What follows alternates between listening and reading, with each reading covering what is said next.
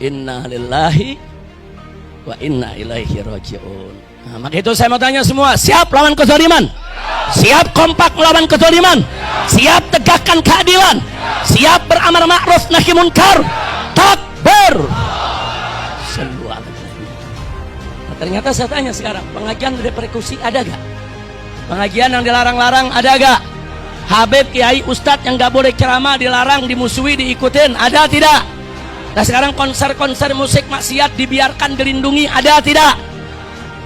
Kalau kondisi umat sudah seperti tadi itu, udah ninggalin jihad, nggak mau amar ma'ruf nahi munkar, saudara, bahkan yang ma'ruf disebut munkar, yang munkar disebut ma'ruf, bahkan lebih parah lagi, orang menyerukan kepada kemunkaran, mencegah kema'rufan. Kalau sudah rusak model begitu, Allah bersumpah, la utihanna lahum, aku akan buka buat mereka fitnatan, yaitu suatu pintu fitnah, yasirul halimu fiha hayran, sampai orang yang penyantun pun, ulama yang penyabar pun tidak hanyut dalam gelombang fitnah tersebut, hayran, sampai mereka heran apa yang harus dilakukan.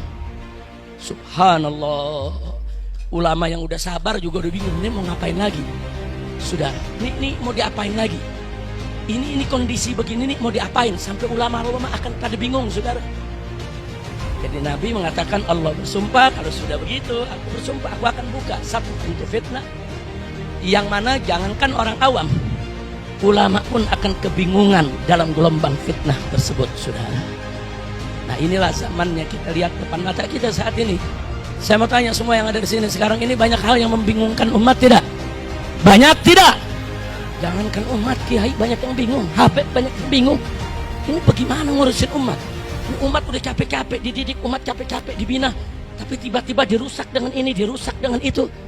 Ini umat udah capek-capek dijaga, tiba-tiba pemerintah mengambil satu kebijakan, bikin undang-undang yang bertentangan dengan syariat, saudara. Ulama teriak-teriak minuman keras haram, minuman keras haram. Tiba-tiba ada undang-undang yang membolehkan minuman keras dijual bebas. Ulama teriak-teriak mengajar jangan berzina, jangan berzina, jangan berzina. Tiba-tiba lokalisasi pelacuran diresmikan oleh pemerintah, saudara. Jadi ini ulama, ini umat mau dibawa kemana? Saudara, ini umat mau dibawa kemana? Udah banyak umat yang bingung. Bahkan ulama ikut menjadi bingung, saudara. Percis seperti yang dikabarkan oleh Nabi kita Muhammad Sallallahu Alaihi Wasallam. Sadaqan Nabi, sadaqan Nabi, sadaqan Nabi. Betul lah apa yang dikabarkan oleh Nabi, saudara. Sebagaimana Allah firmankan dalam Al-Quran, ma la yantiqu anil hawa in huwa illa wahyuha. Nabi itu tidak mengucapkan suatu ucapan, saudara, dari hawa nafsunya, tapi apa beliau sampaikan kepada kita merupakan wahyu yang diwahyukan oleh Allah kepadanya. Nah baiklah, kalau kita sudah dengar begitu, muncul pertanyaan. Kalau Nabi udah kasih kabar begini, sekarang kan Nabi yang nanya ini, kaifa antum? Nah sekarang pertanyaan ini kita lempar buat kita semua, kaifa antum? Ayo ya umat, kaifa antum? Bagaimana kamu sekalian? Mau diapain ini? Ini negeri kita mau diapain ini sekarang?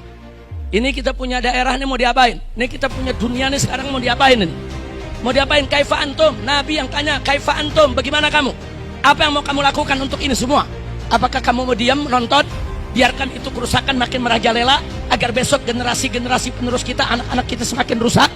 Atau kita harus berbuat sesuatu mencegah itu semua? Atau kita harus tegak berdiri untuk melawan, yaitu segala kemunkaran, kemaksiatan dan kezaliman? Kaifa antum? Nabi yang bertanya kepada kita, kaifa antum? Bagaimana kamu sekalian? Ya tiba-tiba MUI sudah tegur, Muhammadiyah sudah tegur. Apa jawab mereka yang punya kekuasaan? Mereka bilang, udah jangan neken-neken pemerintah. Panitia silakan jalan saja itu acara. Kalau ada mengancam demo, saya siapkan polisi dan tentara untuk musir mereka. Apa? Sombong betul dengan kau punya kekuasaan. Sombong betul kau seperti Tuhan. Enggak boleh ada yang ucapan dia dianggap seperti ucapan Tuhan. Saudara, ucapan dia dianggapnya seperti kalam Tuhan, seperti putusan Tuhan. Enggak boleh ada yang protes, enggak boleh ada yang kritik. Saudara, kalau kalam Allah mutlak, wajib kita taat. Tapi kalau kalam manusia, penguasa yang manapun, saudara, mereka bukan kalam Allah. Banyak ucapan mereka keluar dari hawa nafsu mereka yang bertentangan dengan hukum Allah dan Rasulnya. Betul? Saya sudah mulai muak melihat ini semua, muak. Semakin kita diam, semakin kita muak, ikhwan. Semakin saya tidak bicara, semakin saya muak, mau muntah. Melihat kemunkaran yang seenaknya dirindungi, dipropagandakan, dikampanyekan, dibiarkan, biadab, kurang ajar. Karena itu saya ajak semua saudara, jangan berhenti melawan kezaliman dan melawan kemunkaran. Dan kita titipkan kepada anggota dewan, kepada pemerintah yang punya wewenang, tolong dengarkan suara MUI, suara Muhammadiyah, suara NU, suara Hidayatullah, suara-suara umat Islam. Nah, jadi inti yang ingin saya sampaikan saudara, satu, jangan biarkan kemaksiatan. Dua, jangan biarkan kezaliman. Kalau ini kita lawan rame-rame, bahu-membahu, enggak, mereka nggak bakal bisa menang melawan kita ya. Sudahlah, jangan ancam-ancam saya, nanti mau dipenjara lagi, nanti mau ini, mau itu, mau ditangkap. Enggak. Itu ancaman-ancaman begitu, sudah ancaman-ancaman basi itu sudah. Jangan. Selama ini saya diam, bukan saya nggak memantau. Saya diam, bukan saya nggak melihat. Saya diam, bukan saya nggak memonitor, saudara. Hati ini panas, saudara. Kalau melihat maksiat itu, kemungkaran dibiarkan, dibela-bela. Hati ini panas kalau melihat rakyat kecil, saudara, dizolimi. Tanahnya diambil, kebunnya diambil, dagangannya dirampas, saudara. Hati ini mendidih, saudara. Kalau melihat ada orang nggak salah, saudara, main tangkap, main pukul, main tembak, main bunuh. Apa? Ini negara hukum, bukan negara kekuasaan. Ini negara kedaulatan rakyat, bukan kedaulatan kekuasaan. Jangan lupa, saudara, ini negara hukum. Segala sesuatu harus berjalan di atas hukum. Ini mendidih, saudara. Ada mereka makan uang rakyat, saudara. Korupsi di triliun-triliunan. Kemudian tahu-tahu beritanya hilang begitu saja. Ramai. Oh, ada 340 sekian triliun terjadi korupsi, menguap. Tahu-tahu beritanya hilang begitu aja, saudara. Semua koruptor harus diseret, ditangkap, dihukum yang berat, saudara. Dan korupsi yang struktural, korupsi yang menjatuhkan ekonomi negara, korupsi yang nyata-nyata membuat rakyat sengsara, pelakunya seret, hukum mati.